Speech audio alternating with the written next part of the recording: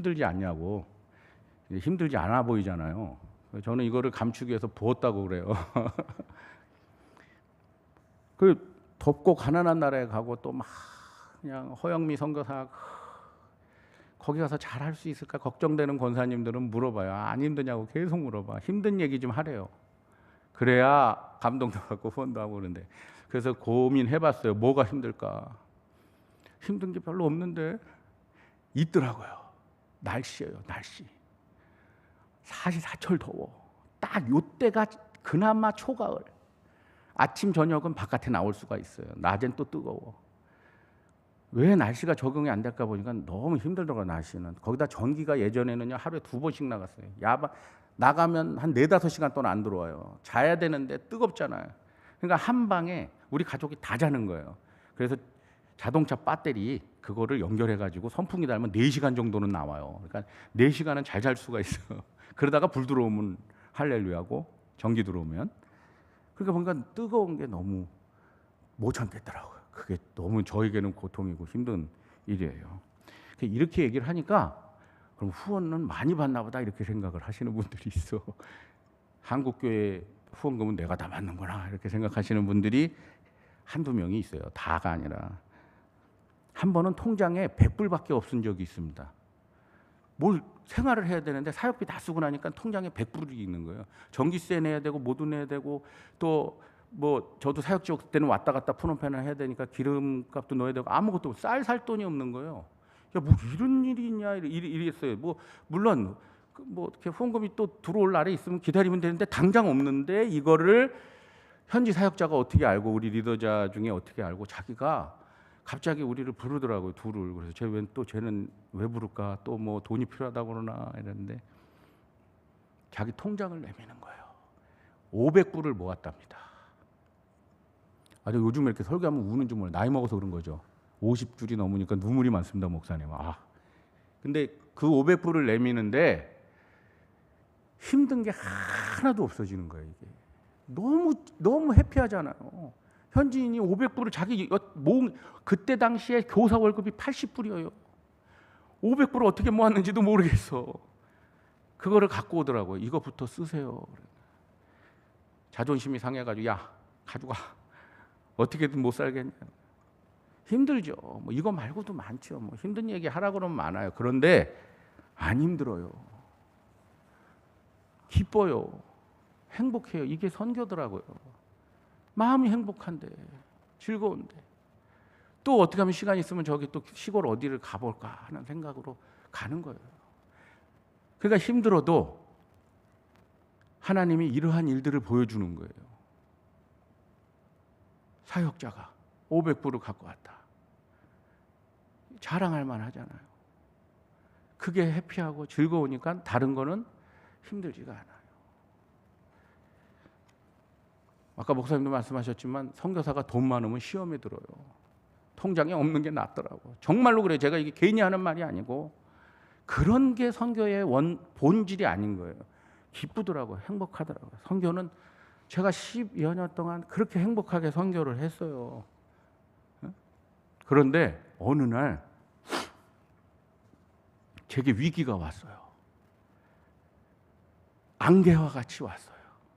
저도 모르게 뭐가 훅 들어왔어요. 그래가지고 갑자기 그날부터 밥이 안 먹히고 잠이 안 오는 거예요. 밤새 잠이 안 옵니다. 그래도 졸립지가 않아요. 이게 뭐지?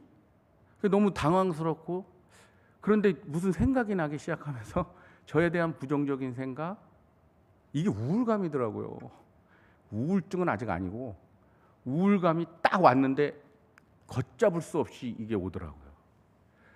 근데 이게 티를 안 내려고 무지 애를 썼어요. 그리고 저는 이제 많이 상담도 해보고 했잖아요. 목회자들은 우울증이 오면 가족을 죽인다. 그래서 가족에게 무조건 이 말이라든가 이런 걸 조심하자는 생각을 했어요. 그래서 그때 우울감이 오는 한 달 기간에 허영미 선교사와 그 관계가 제일 좋을 때예요. 신혼이 다시 돌아왔어. 얼마나 그냥 당신 나랑 살면서 힘든 게 뭐야 이렇게 막 얘기하면서 와이프도 우는 거예요. 그럼 내가 미안해. 그때 처음으로 미안하단 말하고 나랑 살아줘서 미안해. 살아줘서 미안하단 말이 맞는지 모르겠는데 아무튼 미안해. 그래서 미안하다는 말을 하루에 100번을 하더래요. 그래서 이 사람이 이상하다 이렇게 된 거예요. 제가 그때 깨달았어요. 아, 내가 상담을 지금까지 해오면서 상담을 전문으로 한 건 아니지만 이렇게 성도들이 오거나 또 우리 오잖아요. 그러면 아픈 마음을 가지고 온 분들에게 너무 내가 함부로 말했구나. 내가 안 아파봤으니까 모르겠더라고요. 그래가지고 야, 뭐 이런 걸 가지고 그래요. 기도하면 돼. 이렇게. 기도해도 안 돼요. 주야 안 나와. 성경을 봐도 안 돼. 고작 하는 일이 찬양을 들으면서 잡으려고 애쓰는 정도인 거예요. 이렇게 힘든 적이 있어요. 그때 하나님이 타락의 길로 가게 하지 않고 보통 이러면 이거를 해소하기 위해서 뭐 이상한 짓들을 한대요. 그런데 하나님이 목사님들을 붙여주셨어요. 우울증 걸리다가 회복된 목사님들, 대선배님들, 어떤 분은 정말 이름만 알면 아는 분들, 그 중에 어떤 한 분은 우울증이 와서 자살을 하려다가 실패를 했어요.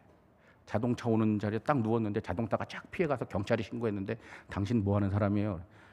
뭐 하는 사람이에요? 목사라고 그러니까 경찰이 막 아니 목사님이 이러시면 어떡하냐 그래서 그리고 그 다음번에 뛰어들어야 되겠다. 그리고 딱 뛰어드는데 그냥 젊은 사람이 싹 피해가지고 세상에 없는 욕을 다 하더래요 목사한테. 그냥. 그래서 이분이 아 죽으면 혼자 끝나는 게 아니구나 그러면서 든 생각이 사모님 생각이 나더래요. 그때부터 사모님에게 시를 썼대요. 우울감이 오면 문장력이 엄청 좋아요. 저도 지금 저장해 놓은 거 보면 시인이야. 1020 몇 편을 썼대요. 하루에. 그러니까 3년 몇 년이죠? 한 4, 5년을 써서 책을 내서 베스트셀러가 됐어요, 이분이. 그분을 2박 3일 저를 데리고 다니면서 얘기를 해주더라고요. 근데 유성 교사님은 우울증이 아니래. 선교 얘기만 하면 눈이 파라파라 이런다고. 우울감이라고. 여러 명 만났어요, 목사님들. 지금 얘기 다 못하는데 근데 이런 우울감이 오거나 내 정신적인 충격이 오면 진짜 이거 제가 살이 17kg 빠졌어요. 한 달 사이에. 그래가지고 저를 보는 사람마다 암 검사라고 그러는데 유일하게 허영미만 좋아해. 살 빠졌다고. 그때에 하나님이 제게 회복의 길을 열어주셨는데 그게 뭐냐면 영상을 하나 보시겠습니다.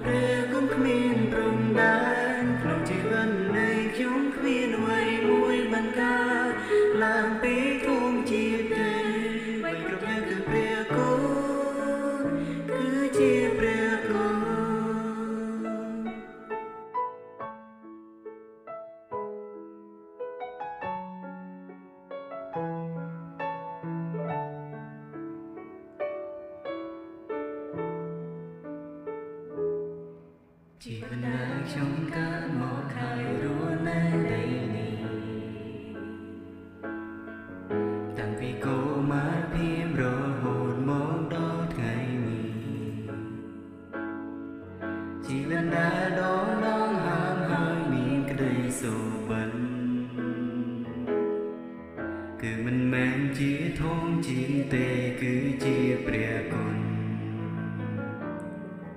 ជីវិតដែលខ្ញុំរស់នៅជាកូននៃព្រះអង្គហើយថ្វាយបង្គំសរសើរព្រះអង្គនៅថ្ងៃនេះព្រះពរដែលខ្ញុំអាចបានផ្សំផ្សាយដំណឹងល្អគឺមិនមែនជាធំជាតិទេគឺជាព្រះគុណគឺជាព្រះគុណព្រះគុណព្រះគុណព្រះគុណព្រះគុណគ្មានព្រំដែនក្នុងជីវិតនៃខ្ញុំគ្មានអ្វីមួយបានកើតឡើងពីធំជាតិទេអ្វីគ្រប់យ៉ាងគឺព្រះគុណគឺជាព្រះគុណគឺជាព្រះគុណព្រះគុណព្រះគុណព្រះគុណព្រះគុណគ្មានព្រំដែនក្នុងជីវិតនៃខ្ញុំគ្មានអ្វីមួយបានកើតឡើងពីធំជាតិទេមិនគ្រប់យ៉ាងគឺព្រះគុណគឺជាព្រះគុណ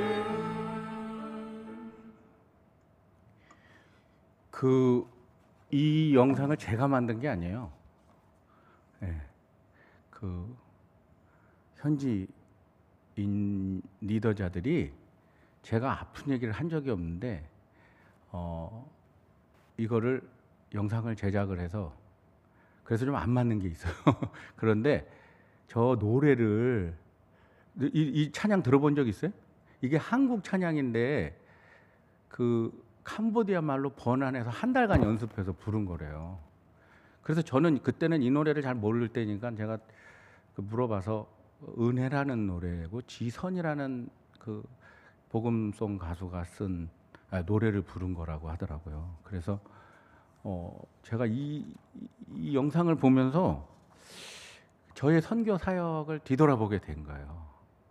오늘 말씀처럼 내 믿음도 구원도 모든 것이 하나님의 은혜라는 걸 깨닫게 해주더라고요. 은혜다. 내가 지금까지 선교한 모든 거가 다 은혜구나. 이거를 저 영상을 보면서 한없이 울면서 그걸 깨닫게 해주신 그 힘들고 어려울 때 찬양 가사를 보니까 이렇게 돼 있더라고요. 내가 살아왔던 모든 것이 다 은혜였다는 것을, 이게 은혜라는 거예요. 내가 살아온 모든 것이 은혜다. 하나님이 지금까지 주신 그 은혜 하나도 우연이 된 게 없다 이거예요. 주님의 은혜, 주님의 은혜, 주님의 은혜. 계속 들리는 게 주님의 은혜, 주님의 은혜, 주님의 은혜라는 거예요. 그리고 지금까지 온 게 은혜였어요. 정말로. 제가 잘나서도 아니고 제가 뭘 한 것도 사실은 제가 한 것도 없죠. 그래서 놀고 먹는 성월금교사예요, 별명이. 다 사역자들을 보내주시고 기도한 대로 다 2012년에 아름다운 교회에서 보고하면서 영상 하나를 만들어서 하라고 그래가지고 한 그 영상이 있어요. 제가 그것도 봤어요, 같이. 그런데 그 영상 그대로 하나님이 지금까지 해주신 거예요. 한 사람의 갈렙을 찾아서 그 사람들로 하여금 하나님의 복음을 캄보디아 땅에 심자. 이게 그때 기도 제목인데 지금 다 갈렙들이 그렇게 은혜를 묵상하니까 이게 회복이 되더라고요. 그래서 오늘 한 달 조금 넘게 회복됐어요. 지금도 무슨 문제가 좀 있었어요. 저희 그 선교사에게 그 마약 중독자를 전도하다가 본인이 그 감금당해가지고 하여튼 이렇게 얘기하니까 남자를 얘기한 줄 알았다고 어떤 분이 그러더라고요. 여자 같은 친구를. 그런데 저는 사람이 선교다 이렇게 하고 왔는데 그 친구 12년 동안 함께했던 친구가 무너지는 걸 보고 너무 힘든 거예요. 근데 그때 나왔던 찬양이 또 이분이 부르던 노래 감사라는 찬양이 들어가요. 다 감사래. 감사. 그게 캄보디아 말로 억군뿌레형인데 억군뿌레형. 모든 것이 감사예요. 모든 것이 은혜. 그러니까 다시 일어나게 되더라고요. 그래서 모든 걸 하나님이 또 정리해 주시고 지금까지 한 그 아까 보고된 모든 사역이요 다 은혜로 한 거예요. 은혜로 남아 있는 거죠. 주님의 은혜로. 아름다운 교회 성도 여러분, 지금까지 여기까지 제가 온 것이 여러분들의 사랑으로 온 것임을 고백합니다. 여러분들이 기도해 주시고, 여러분들이 후원도 해 주시고, 여러분들이 걱정도 해 주시고, 그 모든 것들이 다 하나님의 은혜요, 여러분들의 사랑이었습니다. 2004년도에 제가 캄보디아 여기 그 아름다운 교회 왔어요. 그때 청년부를 담당했는데 청년들에게 내가 뭘 해주면 좋겠니 그랬더니 여기 오래만 있어 달라고 그러더라고요. 그래서 제가 그때 농담으로 야 걱정하지 마, 내가 2010년까지는 있을 거야. 2010년에 선교사로 파송받았잖아요. 그 교육전도사로 불러주시고 전임전도사 하게 하시고 부목사 안수받게 하시고, 남들은 선교지 파송교회 찾고 있는데 선교 파송시켜 주시고, 다 모든 게 은혜였구나. 조금 힘들 수도 있고 무너질 수도 있고 아파할 수도 있고 안개와 같이 고통이 내 안에 올 수도 있고, 교회 나오면 밥맛 떨어지는 일들도 있어요. 선교하다 보면 밥맛 떨어지는 일이 이런 말 하면 안 돼. 아무튼 김새는 일들이 많이 있을 수 있어요. 그래도 그 고통이 은혜를 알게 하는 거라고 기억하면 그것도 은혜예요. 연단에서 소망을 이루니까 모든 것이 은혜예요. 저를 미워하는 분도 은혜고, 사랑하는 분도 은혜고, 구원 그것이 은혜인데 다른 모든 게 뭐 은혜가 없는 게 어디 있겠습니까? 저는 그래서 그때 기도를 그 허영민 선교사랑 손잡고 그 돌면서 기도하면서 뭐라고 기도했냐면 죽을 때까지 은혜만 기억하게 해주세요. 불평불만 하지 말고 뭐 이거 좀 서운하게 했다 뭐 했다 괜찮습니다. 모든 것이 은혜예요. 새로운 사람도 만나는 것도 은혜요. 그래서 모든 것이 지금까지 다 은혜였습니다. 그래서 여러분들에게 이렇게 몇 년 만에 와가지고 꼭 하고 싶은 말이 있었는데 감사하고 고맙습니다. 제가 우울감이 있을 때 미안합니다. 우리 와이프한테 살아줘서 미안합니다. 뭔 살아줘서 미안해 이런 말이 왜 나오는지 모르겠다. 죄송합니다. 나랑 20여 년간 살면서 힘들게 해서 미안합니다. 근데 바뀌었잖아요. 살아줘서 고맙습니다. 감사합니다. 나 같은 놈을 그래도 이렇게 남편이라고 밥 해주고 지켜주고 말이죠. 뿔딱지 내주지 않고 도망가지 않고 고맙습니다. 사랑합니다. 이렇게 되는 거예요. 여러분, 아름다운 교회가 그 주보를 보니까 주일 설교가 선교적 교회더라고요. 선교지에 뭐 관심 갖는 것도 좋지만 여러분 주변에 이렇게 아파하고 힘들고 은혜를 깨닫지 못하는 많은 사람들이 너무 많아요. 제가 한국에 와서 선교지보다 더 선교지가 돼가고 있구나, 이 한국 땅이. 여러분, 여러분 만나는 사람을 주께로 인도하는 것이 선교예요. 선교죠. 한 사람만 패자고요. 올 한 해 한 사람만, 저 사람은 은혜를 깨닫게 해주세요. 그래서 은혜로 구원 얻게 해주세요. 한 명만, 수요 예배 한 명씩만 좀 하면 이게 꽉 차. 1년에 한 명씩 하면 배가로 늘어날 거 아니에요. 지금 600명이면 한 명만 하세요. 그러면 1200명이 올 연말에 되는 거예요. 그냥 한 명만 수십 명 할 생각하지 마시고 한 명만, 저 한 영혼 내게 보내주세요. 말할 힘도 주시고요. 안 돼도 은혜예요. 그 마음이 갖는 것 자체가 복이고 은혜예요. 그렇게 해도 안 되잖아요. 그래도 은혜예요. 나중에 그걸 깨닫는다니까요. 근데 와봐요. 와고 변화돼봐요. 세례까지 받아보라니까요. 여러분, 세례, 내가 전도한 사람이 세례 받는다고 꽃다발 주는데 그거 아까워요? 그 돈이? 더 해주고 싶잖아. 부담스러워서 못 해주는 거지. 해보죠. 이 얘기를 왜 하냐? 본문에도 없는데. 하여튼 여러분, 아름다운 교회 올 한 해 선교적으로 은혜가 풍성한 교회가 되기를 간절히 진심을 담아서 축원합니다. 기도하겠습니다.